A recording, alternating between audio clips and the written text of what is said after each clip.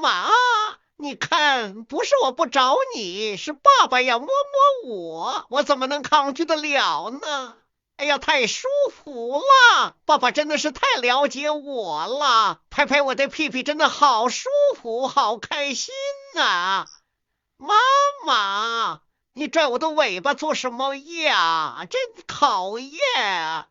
爸爸，你扒拉我干嘛呀？哎呀，原来是让我对着你呀。那好吧，我对着你吧，我看着爸爸，嘿嘿，我趴下了，爸爸，好开心呀。妈妈也摸摸我，妈妈你摸我耳朵干什么啊？不要摸我的耳朵嘛。